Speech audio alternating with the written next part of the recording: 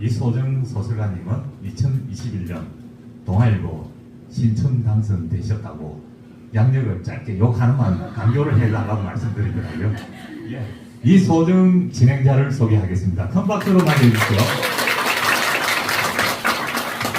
네, 반갑습니다. 이렇게 좋은 자리에 사회로 설 수 있게 돼서 굉장히 영광이고요. 네, 작가님에게 마이크를 많이 넘기면서 풍부한 얘기 듣도록 제가 잘 유도해 보겠습니다. 소설 쓴 작가들뿐만 아니라 모두가 읽었으면 좋겠다. 울산을 넘어 세계로 제 바람입니다. 그래서 그 부분에 이 작품의 매력이 무엇인지, 우리가 어떤 것을 의미 있게 읽어야 되는지 그런 얘기를 조금 진지하게 하고요.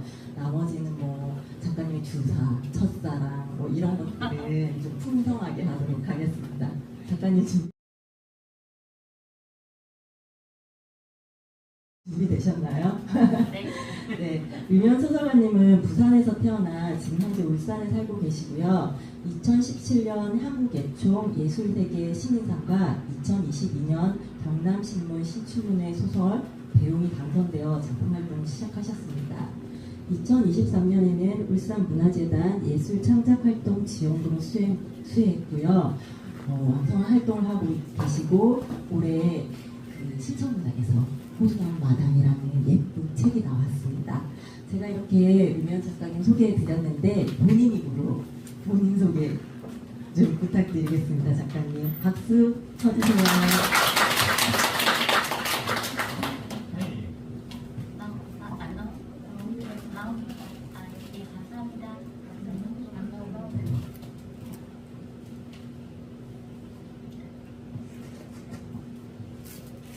이제 나오는 거 맞네. 나 생소리하고 마이크 소리 아주 구분합니다. 제가 제 소개는 뭐 이수정 작가가 다 해줘가지고 할 말은 없고요. 저는 그냥 느닷없이 소설을 써서 또 느닷없이 작가가 되어서 또 느닷없이 책이 나와서 갑자기 이 자리에 서게 되었습니다. 우리가 인생을 살다 보면 이렇게 느닷없는 일을 만나게 되는 것 같습니다. 어떤 일을 어떤 시간에 어떻게 만날지는 아무도 모르는 거 아닐까 이런 생각을 하면서 제 소개를 마치겠습니다. 네, 작가님 소개처럼 작가님이 굉장히 간결하고 아름다운 문장을 쓰시는 걸로 유명하거든요. 그래서 저는 이제 외국의 이런 북토크를 보면 저도 가본 적은 없지만 이렇게 질문을 하고 대답을 하는 경우도 있지만 소설 속 작품들을 직접 작가가 낭송을 많이 한다 하더라고요. 그래서 여기서 모두 유명 작가님의 작품을 읽으셨겠지만 그래도 작가님의 목소리로 소설 속의 한 부분을 읽고 저희가 마중물처럼 이 북토크를 시작하면 좋겠다 제가 의견을 드렸어요.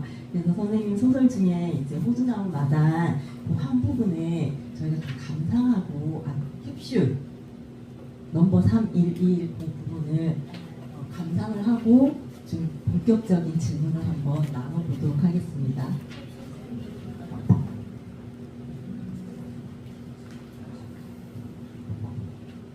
마당 한쪽에 고목이 된 감나무가 있었다.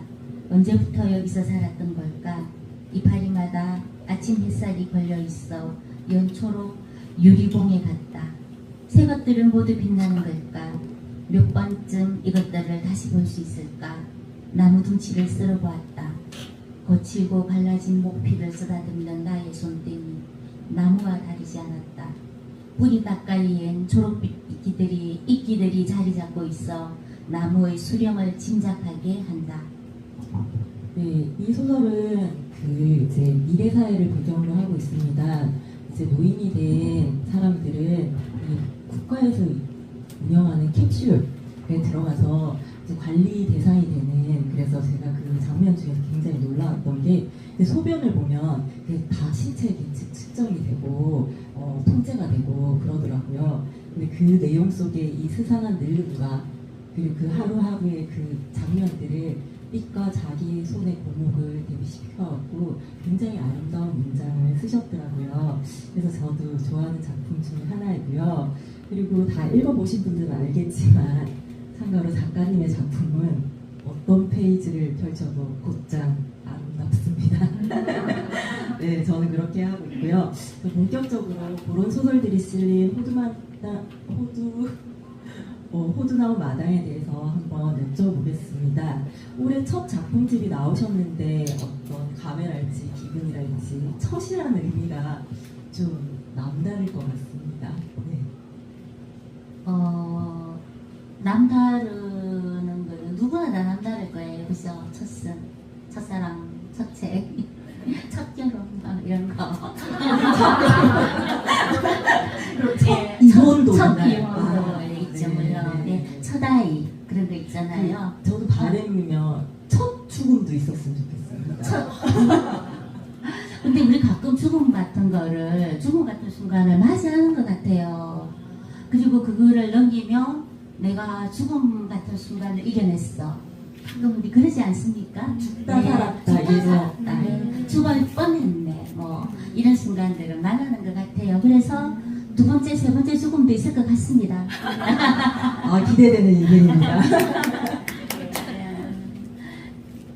그래서 내 첫 책을 되게 힘들게, 저는 힘들었습니다. 근데 그러다 보니 막 급하게 또 쓰기도 했고, 또 출판사가 정해지지 않아서 무척 애먹고 그러던 차에 이제 시청에서 연락이 와서 하기로 했는데, 제가 그해 또 윗머리 수술을 또 해가지고 건강도 좀 안 좋은 상태였는데 그것도 모르고 막 덤벼가지고 했습니다. 그래서 이 뒤에 인쇄 날짜를 보면 12월 31일로 되어 있습니다. 그만큼 이 시간을 다투면서 제가 그 책을 만들었기 때문에 저한테는 특별하지만 그런데 책이 딱 왔는데 그냥 출판사에서 한 권만 보내달라고 얘기하고 싶었어요. 되게 부끄러웠고 이게 뭐지 하는 생각이 막 들면서 그냥 알아서 처리하고 나한테 한 권만 보내주세요. 기념으로 내가 갖고 있겠습니다. 이라고 하고 싶었는데 우리 그렇게 못하는 거 알잖아요. 그죠? 그래서 책이 막 산더미같이 막 왔어요. 그래서 막 택배 기사님이 여자분이더라고요. 젊은 여성분이 막 책을 가지고 올라오셨습니다. 그래서 제가 이게 뭐예요? 이러는 거예요. 그래서 책이다. 그래서 내가 이제 첫 책을 냈는데 이렇게 배달로 온 거다. 이러니까 그분이 되게 놀라시더라고요. 그러면서 내가 한 권을 드려도 되겠냐 하니까 그분이 속타하시더라고요. 그래서 내가 그 자리에서 그 언박싱을 딱 했습니다. 그때가 아니었으면 이거 안 열어볼 뻔했어요, 진짜. 그래가지고 그분한테 한 권을 딱 꺼내서 나의 첫 소설집이 내 책을 배달한 그 여성 노동자분한테 전달이 되었습니다. 근데 저는 그게 내 첫 책이 가장 상징하는 부분이 아닌가 이렇게 생각이 듭니다. 네, 작가님이 이제 여성 택배 노동자분께 첫 책을 사인을 해서 언박싱을 드렸다고 했잖아요.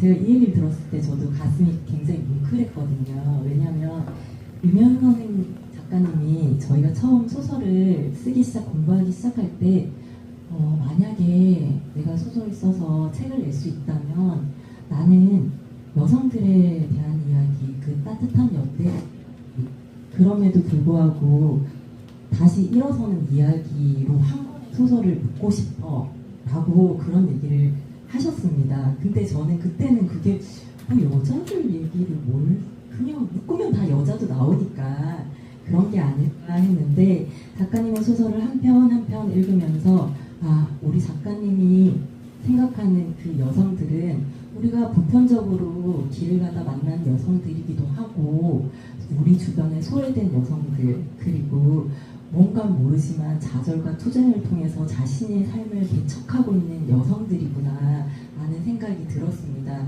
그래서 작가님이 그 책을 그분한테 선물했다고 하니까 저한테도 더 특별한 기억에 남아 있습니다. 그 작가님의 처음 바람대로 작가님이 이렇게 여성들의 이야기를 따뜻한 소망과 굳건한 의지로 이렇게 한 권의 책을 만들어 주셨습니다. 저는 사실 근데 소설 속에서 여성성을 두저럽게 쓰거나 그 연대에 아름답게 그리는 것에 대해서 좀 두려워하는 편이다. 그건 작가를 어떤 경향이 낙인이나 그런 것에 대한 제대로 다루지 못할 것에 대한 비겁함 때문이기도 하거든요. 근데 제가 한 7, 8년 지켜보아온 결과 유면 작가님은 꾸준히 용감하고 또 용감하신 작가님이라는 생각이 들었습니다. 그래서 옛날에도 여쭤본 적은 있지만 특별히 이렇게 여성과 연대와 이런 주제를 떠올리고 작품을 쓰시게 되신 계기나 그 이유나 그런 것들에 대해서 좀 들어보고 싶습니다. 잘 모르겠어요. 왜냐하면 그냥 막연히 여성들의 이야기를 쓰고 싶다라는 생각이 드는데 아마 그 이야기들이 내가 선택한 게 아니라 그들이 나를 선택한 거 아닐까 싶습니다. 보통 인물들은 찾아온다고 합니다. 소설가가 선택하는 게 아니고 막 쓰고 싶은 사람이 있는데 절대 그거를 비켜가는 일이 있거든요. 그런데 내가 생각하지 않은 어떤 것들이 어느 날 툭 다가와서 나에게 문을 두드릴 때도 있거든요. 근데 그런 거를 나는 잡지 않았나 싶고 그런 것들이 여성들이 없다는 생각이 듭니다. 그래서 저는 어쩌면 이 세상의 험한 세상, 위험하고 위태로운 어떤 것들을 지켜가는 힘이 있다면 여성들의 힘이 아닐까 이렇게 생각합니다. 여성들은 의외로 강하고 의외로 따뜻하고 그리고 손잡을 줄 안다는 생각이 들거든요. 여성들은 만나면 서열을 정하지 않습니다. 우선 네가 형이고 그 다음 둘째고 셋째고 정하지 않습니다. 우선은 막 수다 떨면서 서로의 그 어깨를 나란히 하고 손을 잡죠. 저는 그런 부분에 집중하고 싶었습니다. 그래서 이 첫 책을 이렇게 내고 싶다는 막연한 어떤 생각들이 어쩌면 생각대로 흘러간 거 아닐까 이런 생각이 듭니다. 무엇을 쓰는가, 무엇을 쓰고 싶은가, 무엇을 써야 하는가라는 것에 대해서 작가들은 늘 고민하는 것 같은데요. 그럼에도 불구하고 작가들은 늘 그것이 나에게 왔다.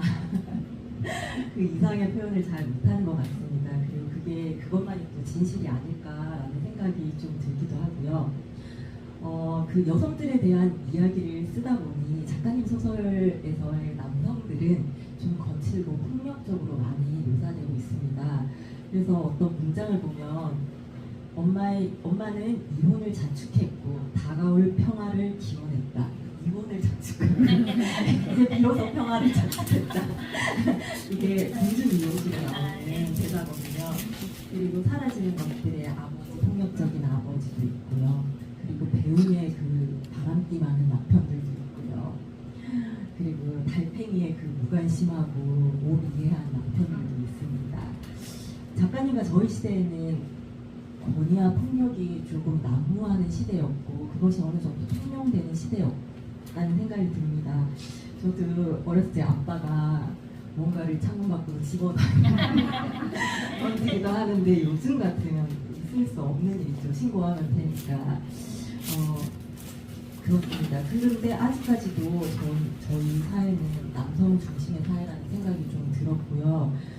그런 게 소설 속에서도 달팽이 흔적들 같이 부분에서도 그런 불합리한 현실을 갖다가 감내해야 되는 게 항상 힘없고 빼먹고 돈 없는 여성들이더라고요. 그런 것들을 너무 날카롭게 보여주고 가지고 있어서 제가 가슴 아프게 읽었습니다.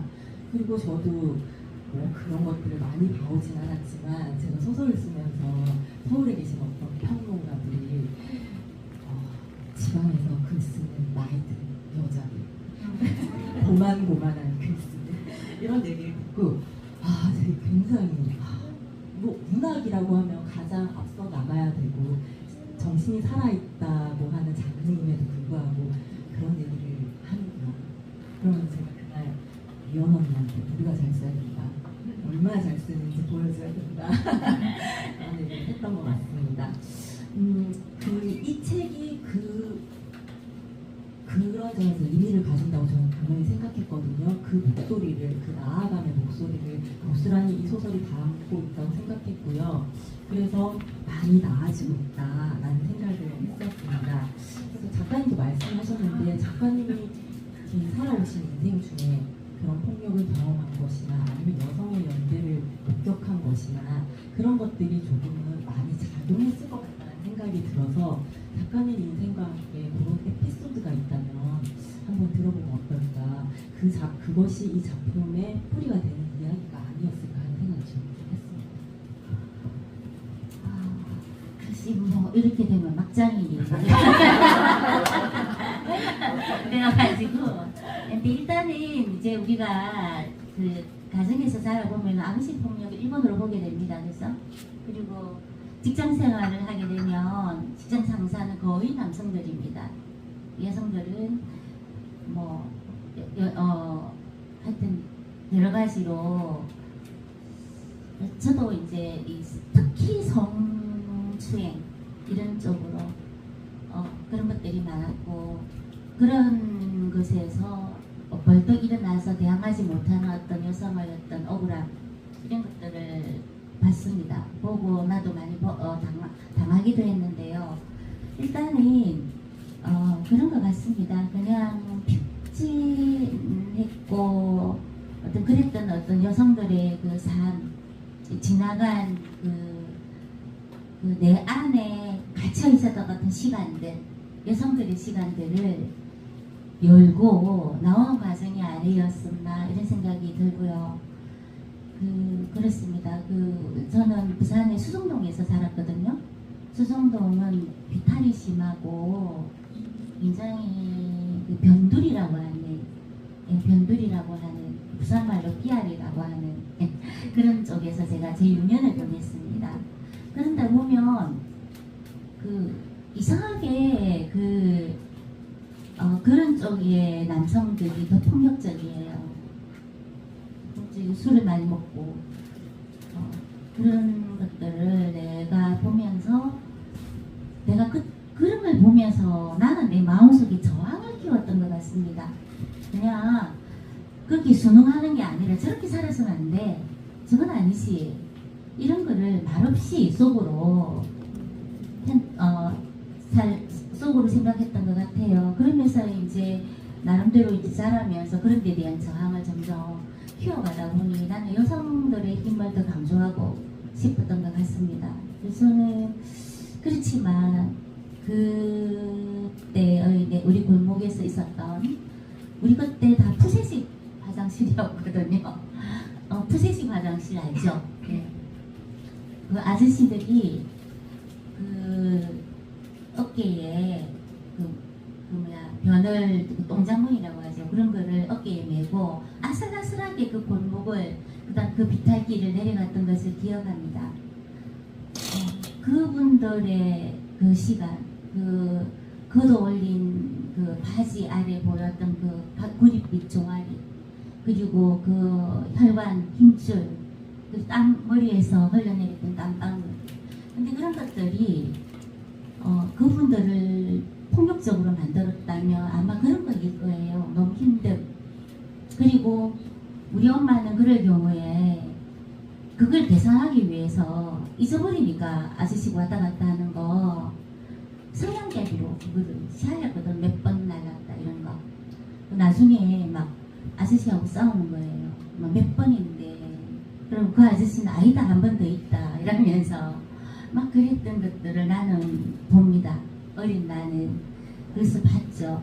현상적으로 보이는 부분입니다. 그죠? 근데 지금은 어떻습니까? 모든 게 그래픽화되거나 전산화되어서 수치로 나와서 속일 수도 말 수도 없는 그런 데 있습니다. 그런 현상이 지금의 현상입니다. 근데 그런 걸 전혀 볼 수 없는 지금 현실에 내가 그걸 이해한다는 거예요. 비로소 이해의 문은 이때 열리는 거예요. 그래서 제가 그런 어떤 그렇게 했던 두 분, 우리 엄마와 그 아저씨, 그분들을 함께 이해하게 되면서 저는 이런 소설을 더 쓰는 거 아닌가 싶습니다. 근데 이제 우리의 세월이 많이 바뀌었죠. 많이 바뀌긴 하지만 그래도 아직도 신문을 장식하는 것은 여성들이 당하는 폭력입니다. 폭력이고, 그리고 이유 없는 그거 데이트 폭력. 그 다음에 이 길을 가다가 한번 생각해 보세요. 여자하고 남자하고 어두운 길을 갑니다. 여성이 무서워할까요? 남성이 무서워할까요? 당연히 여성이 무서워합니다. 그래서 발걸음이 막 빨라집니다. 남자는 아무 생각이 없는데도 그렇습니다. 우리 DNA에는 어쩌면 아직까지 어떤 비애의식, 약자 이런 게 있을 수도 모른다는 생각이 들어서요. 저는 이런 주제는 내가 너무 또 적나라하게 이렇게 써서 소설가는 사실 이렇게 쓰면 안 된다고 얘기 들었는데 나는 이렇게 씁니다.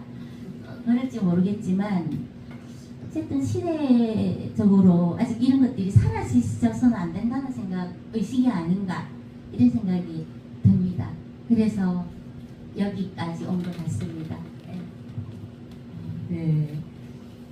작가님의 삶 속에 그런 부분이 없었다면 절대 이런 소설들이 나오지 않았을 거다 그런 생각이 많이 들고요. 이런 폭력적인 환경이나 이런 사회의 모습을 이제 떠안고 살아가는 여성들의 현실도 여전히 소설 속의 현실도 녹록지 않습니다. 아까 이혼을 하고 자축을 하고 그랬다는 엄마의 딸이 이렇게 얘기합니다. 엄마의 이혼은 단란함이라는 것이 내가 가졌던 알량한 소망일 뿐이었다. 나는 모자 가정에서 소녀 가장으로 변했다. 이렇게 쓰고 있거든요. 작가님의 소설이 좋았던 이유는 그 남성과의 불화, 남성이라는 권위와 폭력의 불화도 있지만 여성 연대 간의 불화와 그 갈등도 고스란히 드러납니다.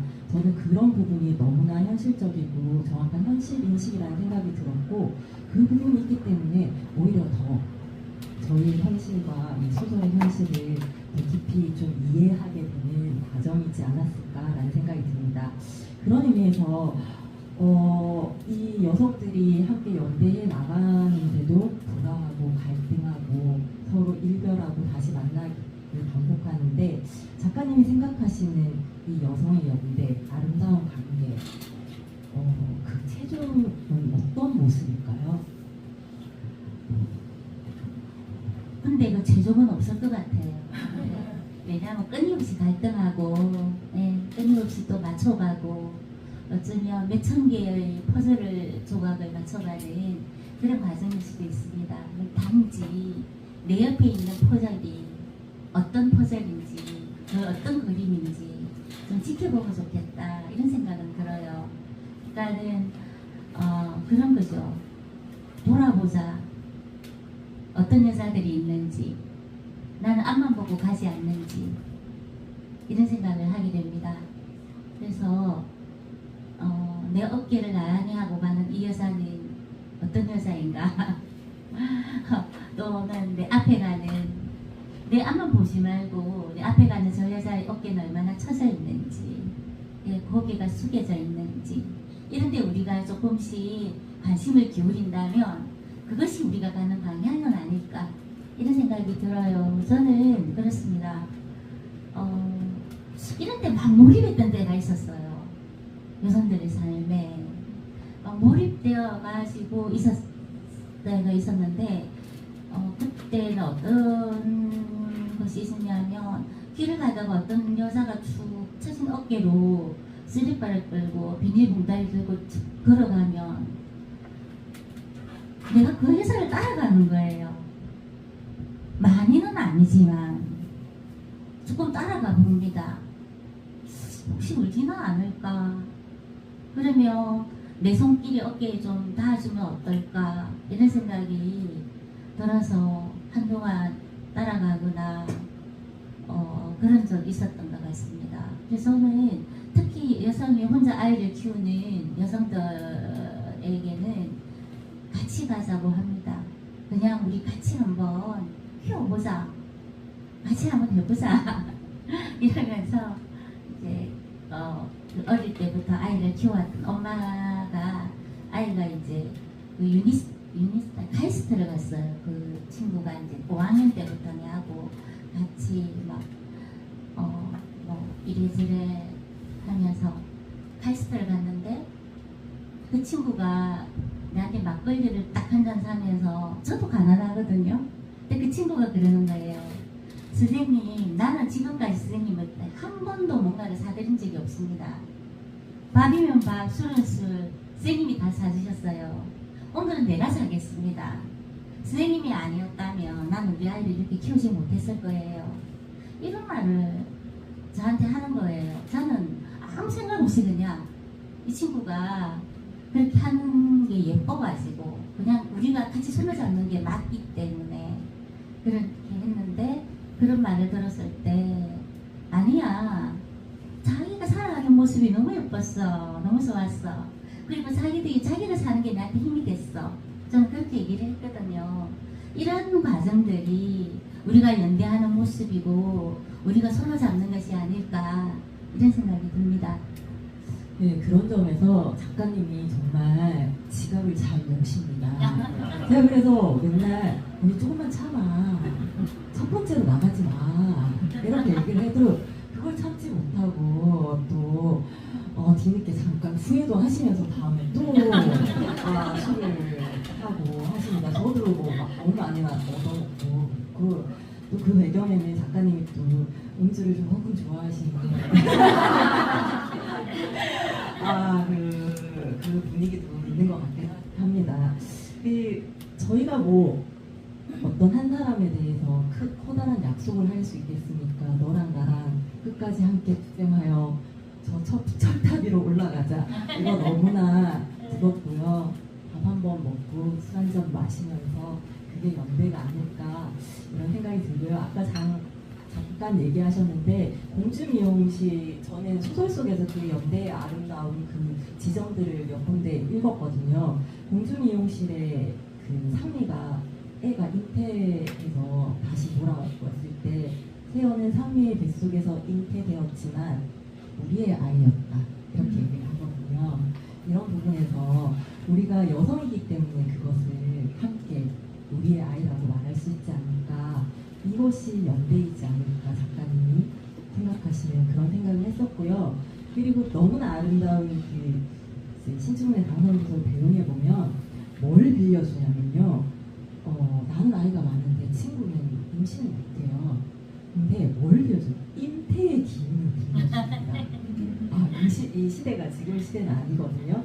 근데 그게 너무나 아름답고 그것이 따뜻해서 이 소설에서 압권인 장면, 그 두 여자의 키스 장면이 나오거든요. 저는 깜짝 놀랐습니다. 그래서 그 장면이 탄생한 것 같고 우정이 사랑으로, 그리고 사랑이 깊은 이해로, 그리고 삶을 나누는 관계로 발전하는 장면은 딴 얘기 하시지 않고 문장으로 오롯이 드러냈는데 그 부분은 제가 작가님의 목소리로 이렇게 한번 들어보고 싶다 생각이 좀 들더라고요. 그래서 박수 한번 쳐주시면 그 부분을 감사합니다.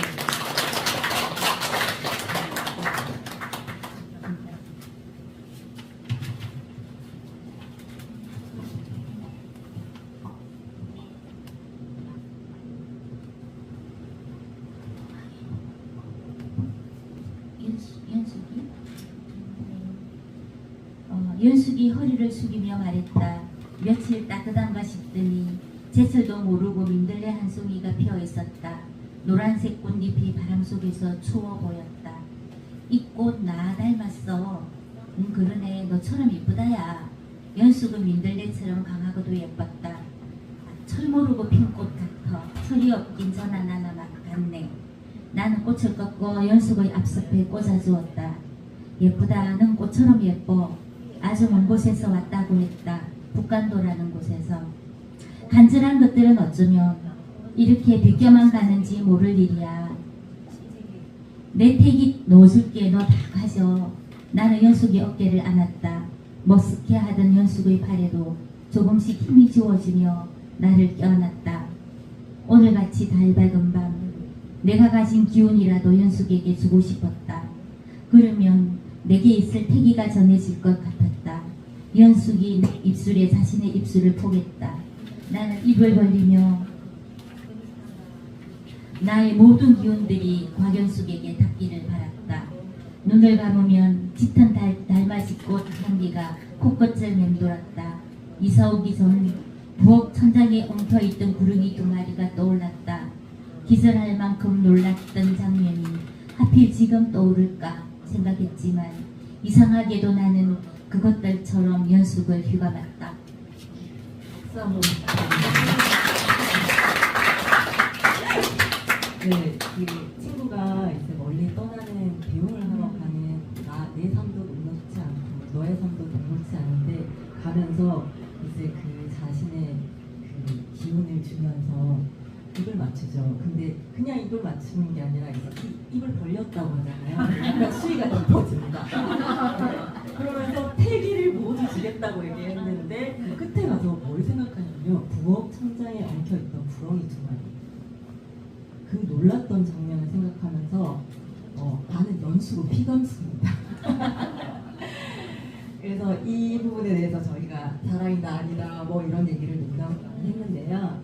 그런 것이 아니라 우리가 누군가를 진정으로 사랑을 하게 될 때는 그 이성의 문제도 아니고 인간의 문제가 있고 그런 행위 자체가 얼마나 아름답고 거기에 어떤 바램이나 기대 그리고 이 누군가가 잘 됐으면 하는 그 욕망까지도 전해진다는 생각에서 어떻게 이런 문장을 쓰시지? 미쳤네 놀랐네 이런 생각을 좀 하면서 이 부분을 좀 읽었고 아니야 다를까 이제 신춘의 심사위원분들도 그런 것을 너무나 정확하게 보시고 이 소설은 배경이 지금은 아니지만 지금에 읽어야 되는 모두가 읽어야 되는 소설이다 그렇게 평을 해주셨더라고요. 그래서 이 초반부터 여성과 연대에 대한 무거운 얘기를 이렇게 가져간 것을 윤현생 소설에서 작가님 소설에서 그건 너무나 많은 중요한 부분이고 어쩌면 그것이 앞으로도 계속될 작품 활동이라는 생각에서 좀 무겁게 이런 얘기를 좀 해봤고요. 좀 가볍게 이제 질문을 좀 해보겠습니다. 책을 내고 작가님 그 독자분들을 다 읽은 독자분들이 많으시겠지만 만난 적이 있으신지 또 그들과 술을 마셨다면 안주는 무엇이었고 그간의 스키, 온도, 분위기는 어떠했는지 그리고 어떤 말들이 기억에 남는지 그게 좀 궁금합니다. 없습니다. 없습니다. 진짜 나 오히려 보니까 내 곁에 있는 분들이 다 안 읽어요. 안 읽고 책은 열심히 들렸지만 피드백이 잘 없었습니다. 그래가지고 난 좀 인기가 없는 것 같다 이런 생각하고 있었는데 우리 여기 그 얼마 전에 그 운동에서 탱탱볼을 내신 강미라 작가님이 저한테 전달해 주셨어요. 그 울산 도서관에 그분이 이제 강사로 나가시는데 어떤 분이 오시더니 유명 작가 아니냐고 물어보더래요. 그래서 나를 아는 지인인갑다 싶어서 지인이세요? 이러니까 아니라고 도서관에 있는 호두나무 마당을 읽었는데 너무 좋았다고 그래서 같이 아는가 싶어서 물어봤다 이랬다는 거예요. 그래서 그 작가님이 또 너무 착하잖아요. 그럼 그대로 내한테 전달해 주는 거라 안 해도 되는데 그래가지고 제가 그거를 들으면서 정말 행복했습니다. 행복했고 내를 모르는 어떤 사람이 이렇게 읽을 수도 있구나 그런 것들이 너무 신기했고 앞으로 이런 경험이 많았으면 좋겠습니다. 네, 그랬네요. 작가님 북토크도 여러 번 하신 걸로 알고 있고요. 많은 분들이 읽고 작가님 너무 좋아요라고 제가 옆에서 들은 적도 많고요. 특히나 뭐 곁에 있는 사람 차일 오빠 10번 읽었죠. 배은정 언니 100번 읽으셨죠. 네, 너무나 이제 좋아서 어떤 것들은 좋다는 말 이상을 하기가 작가한테 참 어렵다라는 생각이 듭니다. 거기에 대고 작가님 그 인물의 입체적인 성격 형성이 잘 안 된 것 같습니다. 이런 얘기를 할 수 없잖아요. 네, 그래서 좋다. 그렇게 얘기하신 것 같고 술도 한번 드셨습니다. 그렇죠? 네, 술을 진하게 먹었죠. 네, 그다음에 저도 이렇게 택시를 타고 들어온 기억이 있습니다. 네, 저는 그 밤이 좋았던 게 우리에게는 우리 분위기가 있어서 너무 좋았습니다. 이런 소설을 쓰신 작가님이 있고 이런 것을 축하해주고 함께 나누기 위해서 모인 사람들이 있고 오늘 밤처럼요. 그래서 그런 기억들이 작가님한테 분명히 있을 것 같다라는 생각이 들고 도서관에서 작가님이 만나신 그 독자분은 찐입니다. 아, 정말. 그래 우리 동네 도서관 조그만 그 작은 마을 도서관에서 잠깐 모임을 했는데요. 좀 그 친구들이 나를 보고 놀랬다는 거예요. 그냥 그 쓰레빠스 신고 왔다 갔다 하는 아줌마 그냥 머리 부스스 해가지고 와가지고 뭐 얘들아 어쩌고 저쩌고 하고 뭐 언니 어쩌고 저쩌고 이랬던 그 사람이 이렇게 책을 냈단 말이야? 이런 생각을 했단 말이야? 그게 너무 놀라웠다고 그런 피드백을 막 하면서 그래 중요한 건 항상 자기 곁에 있는 거란다 이러면서 제가 그 얘기를 했던 것 같습니다. 많은 질문을 받았었죠. 너무 좋은 기억이 전 남아있고요. 그래서 저희가 소설을 쓸 때 소설가들은 내포 독자라고 하죠. 내 소설을 누가 읽어줬으면 좋겠다. 그런 게 있을 겁니다. 저는 소설을 처음 썼을 때 전 세계인을 소설을 썼습니다. 그래서 제가 이제 차가욱 소설가님이 하시는데 소정아 소설은 말이야 알고 보면 딱 한 사람한테 쓰는 거야. 그 사람이 읽어주기를 바라면서 쓰는 게 소설이야. 한번 생각해봐. 이렇게 얘기를 하시더라고요. 그렇게 생각했을 때 근데 한 사람? 누구지? 라는 생각을 좀 하게 됐는데 제 얘기는 좀 이따 하고 유면 작가님은 내포 독자 누구를 위해서 이 소설들을 쓰셨는지 누가 읽었으면 좋겠다 이거고 이거는 두 번째고 첫 번째 내가 쓴 거를 생각한다면 두 번째가 저절로 답이 나오는데요. 소설을 우리가 글은 혼자 쓰지만 책은 혼자 내지 않는다 이런데 저는 글조차 혼자 쓰지 않는다고 생각하거든요. 우리의 그 동지들이 있었기 때문에 문학 동지들이 우리 쫙 포진해가 있습니다 지금. 예, 그래서 제가 그래서 지금까지 올 수 있었고 이게 만만치 않은 세월인데 시간들을 견디는 힘이었습니다. 그런데 이제 그렇게 힘을 얻고 와서 노트북을 딱 펴면 거기에서 만나는 사람은 한 사람이고 거기 나오는 인물 그 인물들이 나에게 말을 거는 거죠. 그랬을 때 내가 받는 위로가 더 큰 거예요. 그래서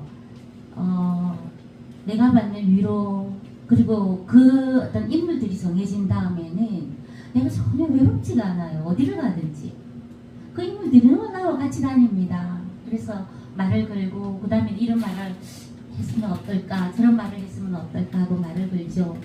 그런데 마찬가지로 이렇게 쓴 내 글도 그런 사람이 읽어줬으면 좋겠어요.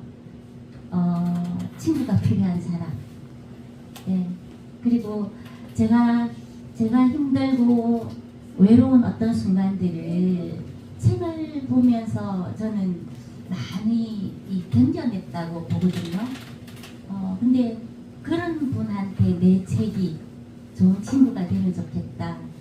그래서 그런 마음으로 그것이 여성이면 좋겠다. 여자들이 좋은 친구면 좋겠다. 누군가의 손을 잡고 싶을 때 옆에서 손잡아 줄 수 있는 그런 책이면 좋겠다. 그런 생각을 정말 많이 하게 되었습니다. 하고 있습니다 또. 예. 네. 작가마다 다양한 내포 독자들이 있는 것 같고요.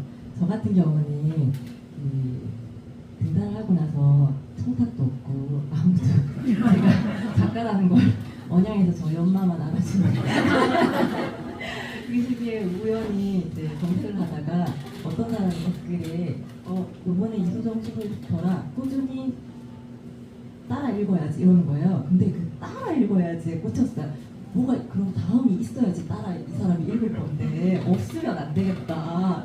그래서 지금도 저는 그 사람이 따라 읽다고 생각하고 청탁이 없어도 쓰고 있습니다.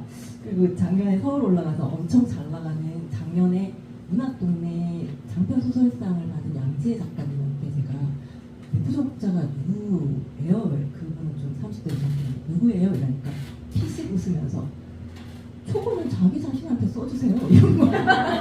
그래서 야 젊은 애들은 남자다. 자기 자신한테 선물처럼 써주세요 막 이렇게 얘기를 하더라고요. 그런 얘기가 좀 떠오릅니다.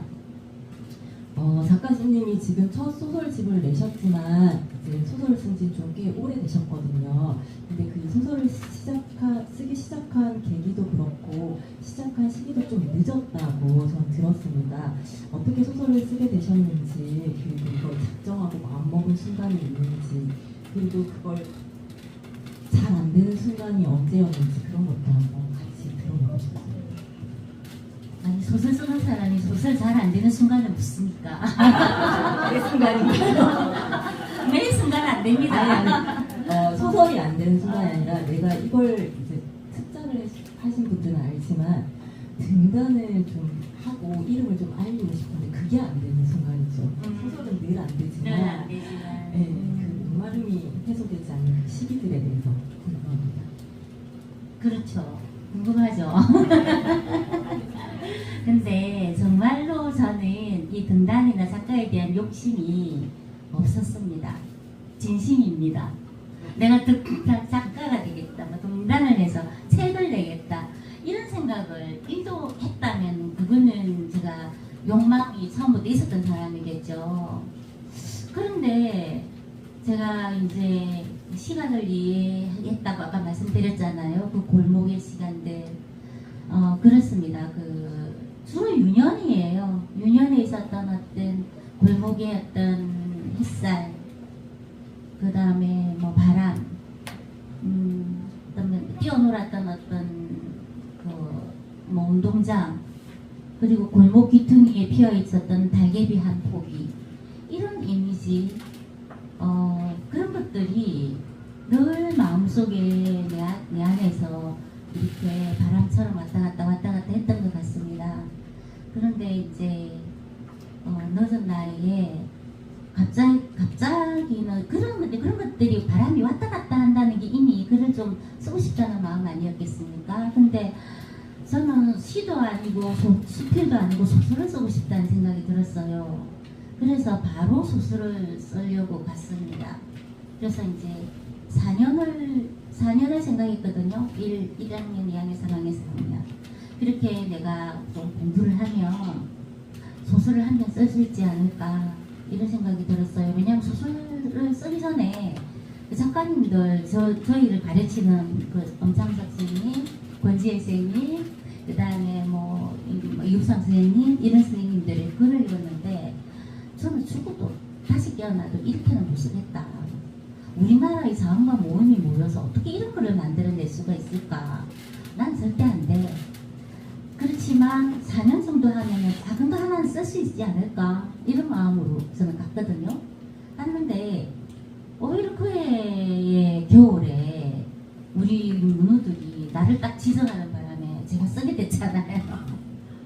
그래서 뭐 개발세발 이래 써가지고 또 갔습니다. 근데 이제 그게 평이 그렇게 나쁘지 않았고 그때부터 내가 조금 그게 써도 되나? 이러면서 이제 좀 써보려고 노력했던 것 같습니다. 그래서 근데 그 중요한 게요. 그렇게 썼지만 내가 쓴 것 같지가 않아요. 찾아온 것 같고 소설이 어느 날 뚜벅뚜벅 찾아와서 너 이제 이게 좀 써봐라. 이렇게 해서 그 늦은 나이에 지금 손자가 와가 있는데 늦은 나이에 제가 소설의 문을 두드리지 않을까 싶었고요. 이렇게 소설이 진짜 이게 험한 길이었다면 그때 선뜻 문도 열지 않았을 것 같습니다. 지금은 그래요. 이미 좀 와가지고 돌아가기에도 너무 멀고 지금 좀 그렇습니다. 돌아가기에 너무 멀고 또 앞으로 나아가니까 막막하고 지금 이런 상황에서 제가 이 시점에 서서 북토크를 하게 되었습니다. 이 시간이 저한테 한 발 또 앞으로 나아갈 수 있는 힘이 되기를 제 나름대로 바라고 있습니다. 여기까지. 네. 소설 쓰기가 마음을 읽는다고 해서 작가가 되는 것도 아니고 열심히 한다고 해서 되겠죠. 그 지난한 과정들이 있을 텐데 그것을 모두 겪어내시고 또 등단도 하시고 책도 내셨지만 글 쓰시는 분들은 모두 아실 텐데 더 막막하고 더 힘들고 더 어려운 시기가 그렇죠 오죠. 그래서 이런 토크를 하면서 좀 힘을 많이 받는 것 같다. 작가님이 이제 책 냈다고 이렇게 공표하시고 이런 얘기까지 하셨는데 내일부터 절필하실 수 없어요.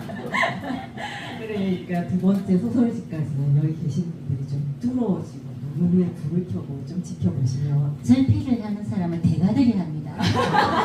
아무나 절필합니까? 소리 소문 없이 그냥 아, 툭툭을 진짜. 먹나요? 저는 그만한 깜이 못 됩니다. 그럼에도 불구하고 매일 아침 소설을 쓰는 일이 너무 힘들잖아요. 노트북을 여는 일이 너무 힘들고 저도 누가 너 지금 소설 쓸래 고층 빌딩 유리 닦을래 이러면 365일 중에 300일은 유리를 닦지 않을까 라고 생각하는데 소설 좀 그만두고 싶다 안 써도 되겠다 했던 순간들이 술김에라도 있으시죠? 술 먹으면 맨날 그만 써야 되겠다 싶죠. 술깨만 써야 되겠다 싶습니다. 근데 그런 마음을 이소정 작가가 잘 알 거고요. 맨날 찡찡거려요. 그래 안 된다. 어째야 되노? 다음 뭐 써야 되노? 미치겠다. 내 글은 어디에 있지? 막 이러면서 찾아다니는데 안 찾아지고 어떤 날 문득 나타나기도 하거든요. 근데 이 찡찡거리고 이럴 때 박아준 우리 문우들이 정말 대단하십니다. 나의 그 찡찡거림과 뭐 땡깡 같은 거 이런 거 막 보이는데 우리 여기 정우량 작가, 이소정 작가, 차인일 작가, 그다음에 우리 뭐 심은신 선생님은 좀 늦게 만났지만 이렇게 같이 했던 우리 정우민 작가님도 제가 찡찡거리고 막 이렇게 투정을 부리면 이러면서 또 뭐 달래주고 또 얘기는 없지만 우리 권비영 선생님 덕혜옹주 스님 선생님 저는 이제 안 쓰겠습니다. 이제 못 쓰겠어요. 이제 제가 그 신춘되기 전에 막 소설 20이 들어온나 막 이러면 저는 이제 못 갑니다. 그냥 안 쓸 건데 어째 갑니까? 나는 못 합니다. 막 이랬거든요. 그러면은 늘 그런 말씀을 해주셨어요. 당신은 그러니까 되겠다. 그렇게 하니까 되겠네. 내가 쓰겠다, 잘 쓰겠다는 사람 보고 잘 쓰는 거 못 봤다. 이러면서 또 그런 식으로 막 격려를 해주셨습니다. 지금 안 계시지만, 우리 공비영 선생님께 감사 인사 전하고요. 또 내가 뭐 이런 거 할 때마다 우리 강일아 작가, 유영수 작가, 선생님 글 좋아요. 이러면서 나는 막 너무 절망해가지고. 그래 막 또 격려해 주십니다. 그리고 또 우리 김경옥 작가님은 그러잖아요. 난 언니들 팬이잖아요. 몰랐어요. 이러면서 그러면서 저를 또 격려를 해주십니다. 그래서 제가 여기까지 온 거는 나의 힘이 아니고 우리 동료 작가님들, 우리 문우님들의 힘과 덕으로 제가 여기까지 겨우겨우 왔습니다. 감사드립니다. 이건 작가님 개인적이니까 말을 해도 될지 안 될지 모르겠지만 이제 글을 쓰면서 류현 작가님이 삶의 문제 겪어야 되는 어떤 뭐 많잖아요. 질병과 뭐 문장을 좀 안 쓰겠다 하신 적이 있었는데 그때 류면 작가님 차에서 둘이 앉아서 울었다. 아니 아무도 우리 소설을 기다리지 않고 보장되지도 않는데 우리는 이제 세상이 무너진 것처럼 난 이제 못 써. 언니가 못 쓰면 어떡해. 차에서 그 낮에 세상 무너진 것처럼 그게 너무나 아프더라고요.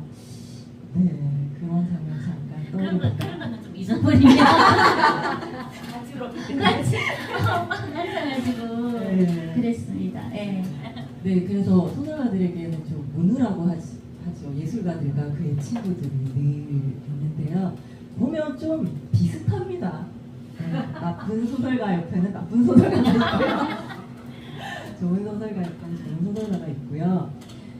그리고 아까 문우들한테 힘을 많이 받는다고 하셨는데 다른 분들은 어떤 힘을 주셨는지 모르겠는데 여기 옆에 있는 남계 팀들은 술의 힘을 좀 많이 주신 것 같은데 오늘 맞습니다. 저희 술 먹나요, 작가님? 당연하죠.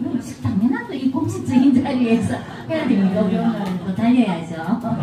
제가 약간을 좀 확인을 했습니다. 저도 이제 목이 몹시탄데 물도 안 마시려고. 참으세요. 맥주가 기다리고 있습니다. 네, 맞습니다.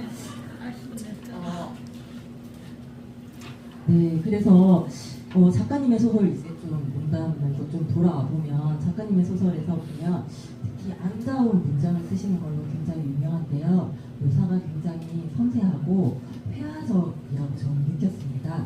그리고 빗을 많이 쓰십니다. 빗이 어떤 사물에 투영되고 어떤 식물에 투영되고 어떤 인물에 투영됐을 때 그 일렁거림이나 그 이면 그리고 그것을 포착해내는 문장들이 너무 아름다워서 저는 한국 소설가의 계모네 수련 이런 게 아닐까라고 생각을 했습니다. 되게 부럽기도 하고요. 그 스치는 것들을 보면 이런 문장이 나옵니다. 겹쳐지며 농도를 달리하는 녹색의 잎들 꽃잎을 들이대곤 맡아봐 향이 정말 달어 라고 하며 밤 공기와 함께 들이마셨다. 그래야 깊은 한숨을 뱉을 수 있으니까. 그러니까 꽃잎이 정말 달아서 마셔라고 한 줄 알았는데 그래야 한숨을 뱉을 수 있어서 공기를 꽃향과 함께 마시라고 하는 이런 작가의 결이 문장에 너무나 많이 스며 있어서 저는 참 좋았습니다. 그래서 작가님은 문장에 대해서 어떻게 생각하는지, 문장을 쓰실 때 어떻게 쓰시는지 팁들 그런 것들을 좀 들어보고 싶습니다. 제가 하는 말이 팁이 되면 얼마나 좋겠습니까? 그렇지 않고요. 맨날 고민하지 않습니까? 아까 어떤 작가가 뭐 초고는 자기한테 쏜다 이러는데 그거는 맞는 것 같고요. 초고를 남한테 주면 큰일 납니다. 문장이 개발세발 처음에 쓸 때도 힘들지만 나중에 태고를 하다 보면 손 안 대는 문장이 없거든요.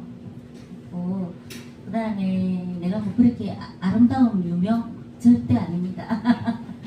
이렇게 말해주는 우리 이수정 작가한테 감사하고요.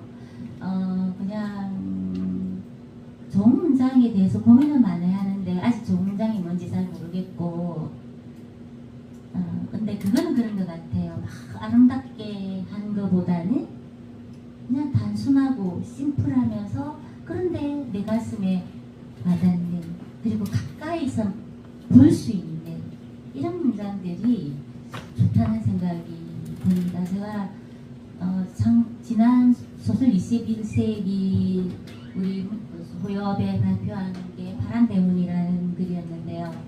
거기에 내가 공놀이를 좋아하는 아이의 이야기를 썼습니다.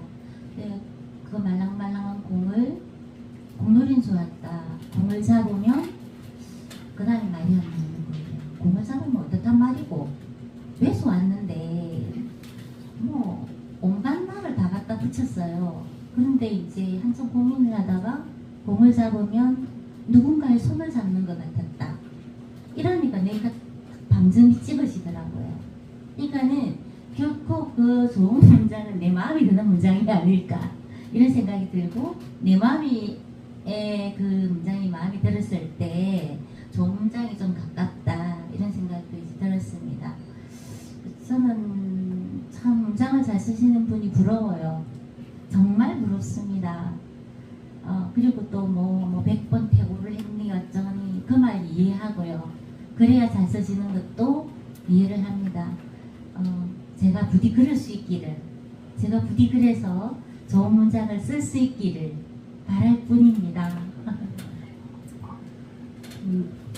아까 공놀이처럼 오래 웃음 깊게 들여다본 사람의 문장이라는 생각이 좀 들고요. 그런 의미에서 그 농담처럼 나온 문장이 이런 문장이 있습니다. 내게 죽음이란 아직은 막연한 이미지 같은 거였다. 그래서 감히 죽음이라는 말을 입에 올리기도 했을 것이다. 가볍게 자주. 낮과 저녁 사이가 좋았다. 그러니까 낮과 저녁이 사이가 좋았다고 하잖아요. 그런 문장들. 어둠 속에서 불 밝힌 그의 창은 노란 색종이 같았고 내 유년의 저녁을 떠올리겠다. 노란 색종이는 유년을 떠올리게 하는 그 불빛에서 그것을 유추하고 문장으로 연결해내는 감각이 좀 섬세하고 따뜻하고 또 깊다라는 생각이 좀 많이 들었습니다. 그래서 작가님 소설의 문장을 좀 감상하면서 한 문장 그냥 스치지 말고 낮과 밤의 사이가 좋았다.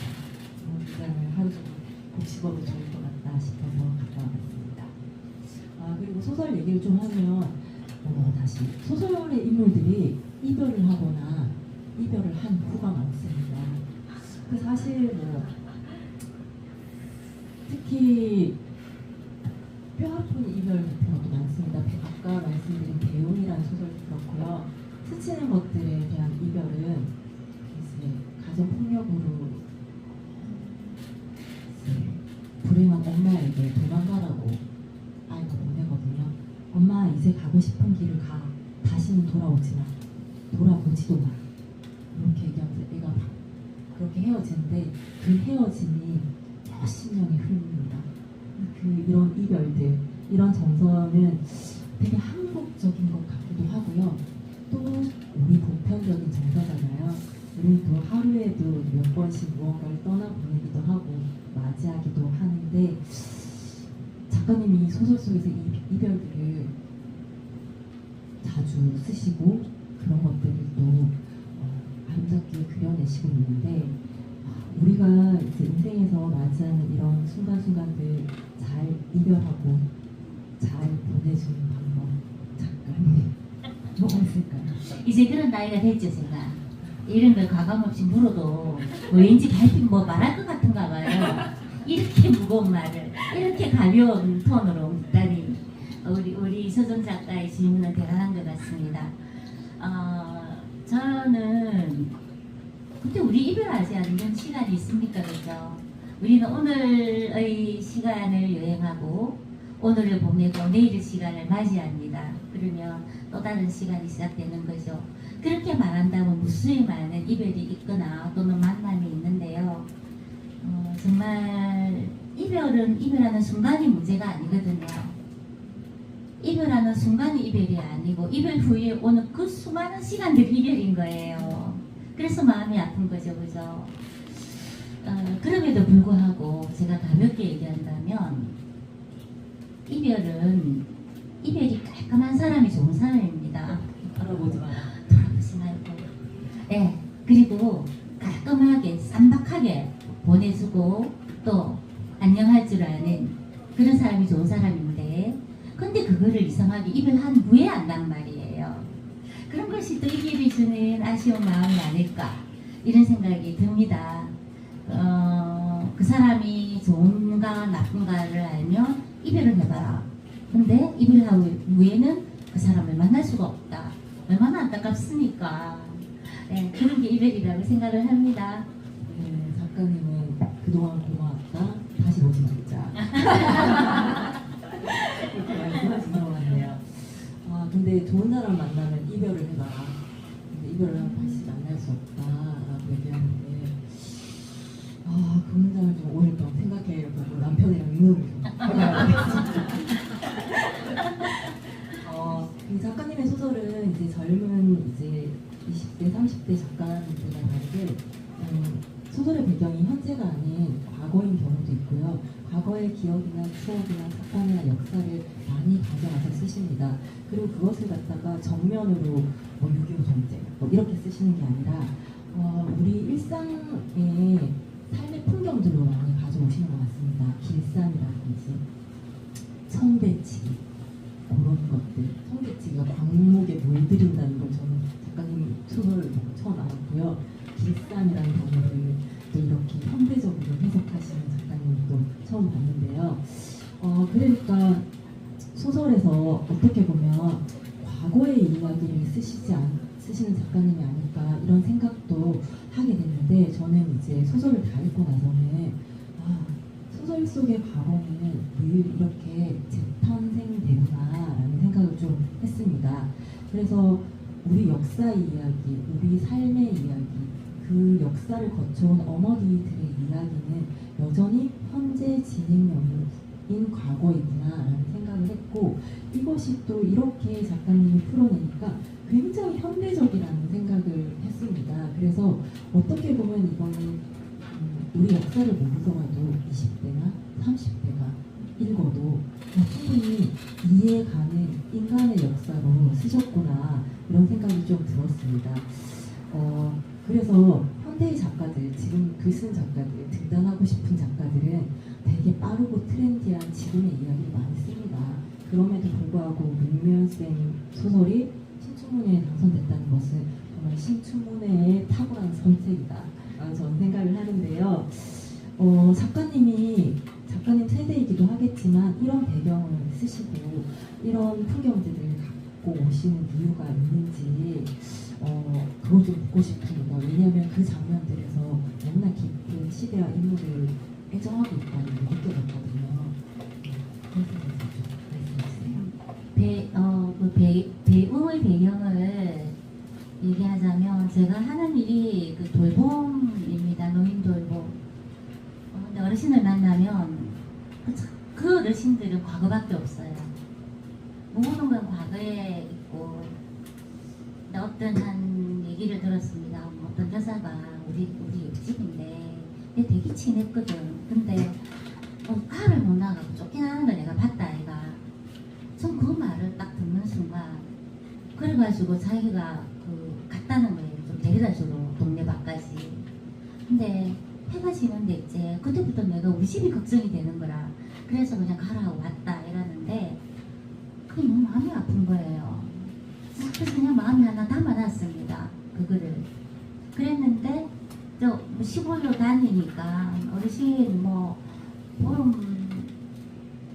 서울인데 어르신이 젊은 날이라면 오늘 뭘 했을까요? 이렇게 할 말이 없으니까 물어보죠. 어르신한테 말을 시키기 위해서. 근데 어르신들은 그렇습니다. 자기 과거를 이야기하는 거 제일 신나해요. 자기 젊은 날이잖아요. 그래서 저는 그렇습니다. 같은 이야기를 100번은 처음처럼 들어줘야지. 그게 나의 각오입니다. 했던 또 하고 했던 또 하십니다. 그런데 저는 잘 들어서 드리거든요. 그러면 재밌는 이야기들이 막 나와요. 그때 불렀던 노래들, 그때 아이였을 때 했던 놀이들, 어떤 걸 하고 놀았는지, 그때 자연 어땠는지. 그럼 나는 이제 그게 너무 재밌으니까 녹음을 따요. 어르신 노래 부르라고 따거나 메모를 해놓습니다. 그걸 난 자료들이 좀 있었어요. 근데 그걸 그냥 그렇게 묶여놓는 게 너무 아까웠습니다, 제가. 그래서 그거를 엮어서 옛날 여자라는 제목으로 처음에는 글을 썼는데 혼났죠? 저희는 모두 초보는 혼납니다. 혼났죠? 혼나고 그래도 나는 그게 아까웠어요. 그래가지고 이제 그거를 퇴고를 했는데 그게 그냥 소설이라는 것보다 자료를 묶어서 이야기를 만들자, 제가 그 마음으로 그냥 썼거든요.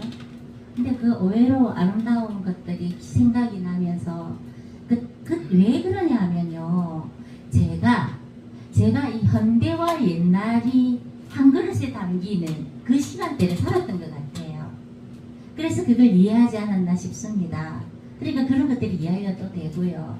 그래서 그거는 하나의 내가 자료처럼 이렇게 묶어놓은 건데, 또 욕심도 조금 연작을 쓰거나 아니면 이거를 조금 더 길게 장편으로 가거나 이런 것도 약간은 좀 생기더라고요. 근데 의외로 또 그랬으면 좋겠다는 의견들이 많았어요. 독자 읽으신 분들이.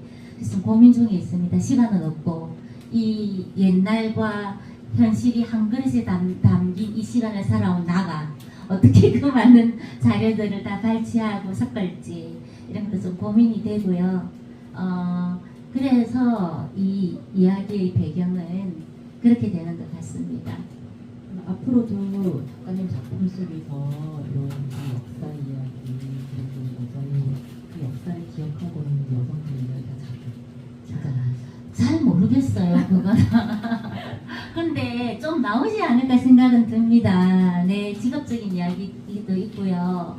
또 몽땅 그런 이야기를 하면서 볼까 뭐 이런 생각까지 들면서, 근데 우리가 과거는 또는 역사는 개인적인 역사도 마찬가지라고 생각을 하고, 우리가 여성으로서 여성이 살아왔던 역사에 귀를 기울여 보는 것, 한번 들여다보는 것, 그런 것들이 저는 좀 필요하다고 생각하는데, 왜냐하면 우리가 앞으로 나가는 힘이 되기 때문이 아닐까요? 말하자면 이런 겁니다. 자동차가 앞으로 나가기 위해서는 백미러가 없으면 안 되잖아요. 우리 백미러를 보면서 앞으로 가지 않습니까? 그러니까 앞으로 가는 것보다는 뒤를, 우리가 살아온 흔적들, 살아오는 궤적, 이런 것들을 살펴보는 것도 좋은 마음이 아닐까. 그래서 저는 어쩌면 이런 것들이 조금씩 들어갈까? 또는 많이 들어가거나 그러지 않을까, 나도 잘 모르겠지만 그렇게 생각하고 있습니다. 네. 잘 쓸 수 있으면 더 좋겠죠, 그죠? 네, 같이 글을 쓰는 이제 작가로서 이런 것들을 너무 잘 쓰시고 또 이런 것들을 너무나 애정하시고 주의 깊게 들여다보시는 작가라는 걸 알고 있어서 사명감처럼 좀 이런 얘기를 써주십사 하는 생각도 저는 좀 들었습니다.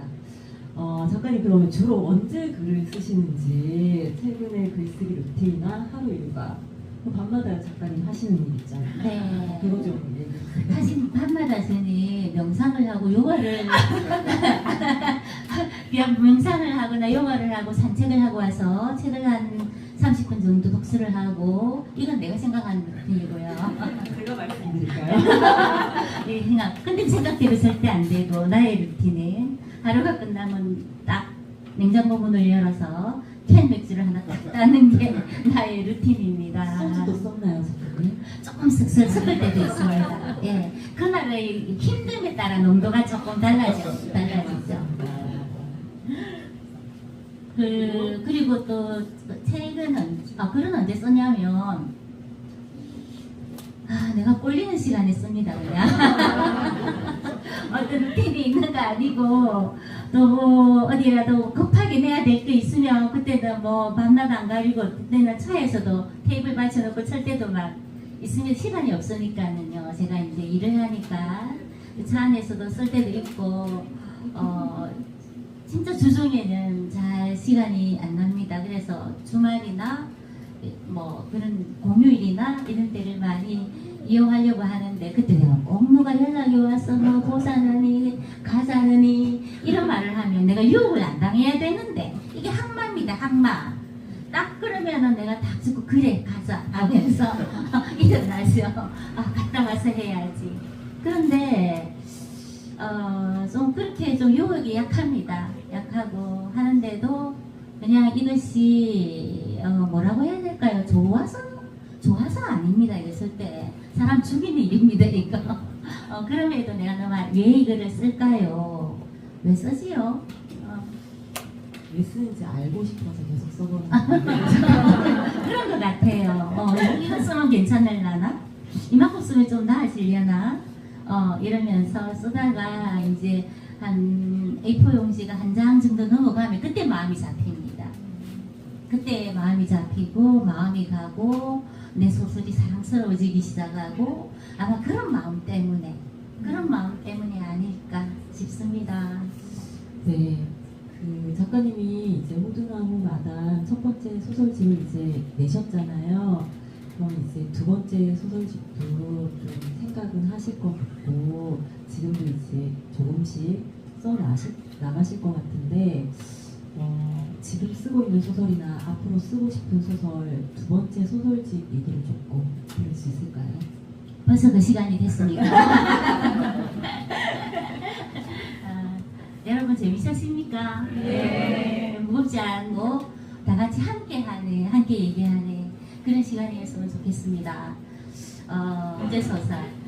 두 번째 소설은 첫 번째 소설 내고 나면 두 번째 소설을 내야 되겠다라는 생각을 안 하시는 분은 아마 없을 것 같아요. 근데 그때 그게 좀 거리가 멀게 느껴지기도 하고요. 최근에는 제가 이제 지금은 그걸 뭐를 써야 되노 이런 지경에 지금 와 있지만 근데 쓰고 있습니다. 소설가는 쓰고 있지 않다 하면 안 되거든요. 늘 소설을 쓰고 있는 유미연입니다. 이렇게 얘기합니다. 안 쓴다 하면 안 되죠. 그거는 글을 쓰는 사람을 포기하는 일이 아닐까 싶어서 안 써도 쓴다고 합니다. 구라를 치는 거죠. 적당히 구라를 치면서 그런 말을 합니다. 근데 두 번째 소설 제가 이제 이번에 엔솔로지 우산 소재로 한 거기에다가 노스텔지어 온산이라는 글을 냈고요. 경남무협에서 글을 하나 짧은 글을 달라고 해서 그 순간 나는이라는 짧은 20매짜리 글을 보냈습니다. 그러고 나서 제가 일이 너무 바빠가지고 지금 정신을 못 차리고 있고 요새는 장생포 아트스테이에 제가 들어가 있거든요. 한 달쯤 됐는데 마음을 못 붙이겠어요. 막 일들이 있고 또 거기다가 막 지금 내일부터 고래 축제잖아요. 토요일 일요일 날에 좀 집중하려 했는데 또 뭐 자원봉사 시간당 많은 준다 하더라고. 그래서 내가 저요 이래가지고 했고요. 일요일은 문학 강의가 2시간이 잡혀 있습니다. 그 고래 축제 한 상태에서 그걸 또 한다고 해서 이번 주도 또 이렇게 가네요. 어쨌든 글들을 다듬고 또 새 글을 쓰고 하면서 다음 글을 준비하도록 하겠습니다. 잘 됐으면 좋겠습니다. 힘주세요. 작가님을 안 믿으실지 모르겠지만 또 저희는 작가님을 믿으니까 걱정 안 하셔도 될 것 같고요. 곧 두 번째 소설집이 나올 것 같습니다. 오늘 많은 분들이 오셨는데 읽고 쓰는 일을 좋아하시는 이상한 분들 소설이 뭐라고 여기까지 오신 희한한 이분들에게 글쓰기와 읽기에 대한 어떤 보상이 있을지 읽고 쓰는 것으로 우리 삶이 더 나아지라는 그 기대나 희망에 대해서 좀 믿음을 주실 수 있는 말씀. 제가 제보고 지금 하나님이 되라는 거죠. 이 작가님이 제보고 하나님이 되라고 그런 말을 하는 것 같습니다. 함부로 말할 수 없는 부분이고요. 그냥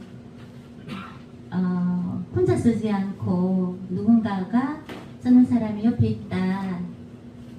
그리고 밤 12시에서만 해도 고민해도 들어줄 사람이 있다. 이런 것들이 힘이 되지 않을까요?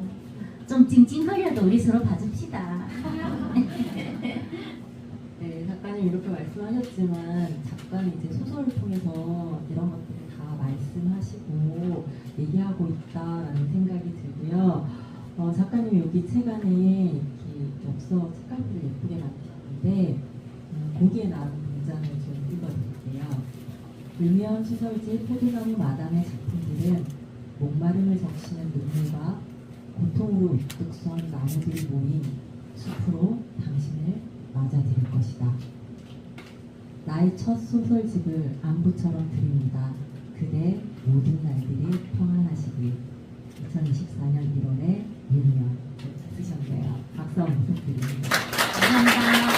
네, 저희 시간이 8시까지 시간이라서 저희가 준비한 건 이렇게 하고 질문을 좀 몇 분 받아서 진행하고 작가님 마지막 인사 듣고 좀 마무리해드릴게요. 이런 기회를 마련해신 다시 해주신 울산문협에 진심으로 감사드리고 고마운 말씀 전합니다.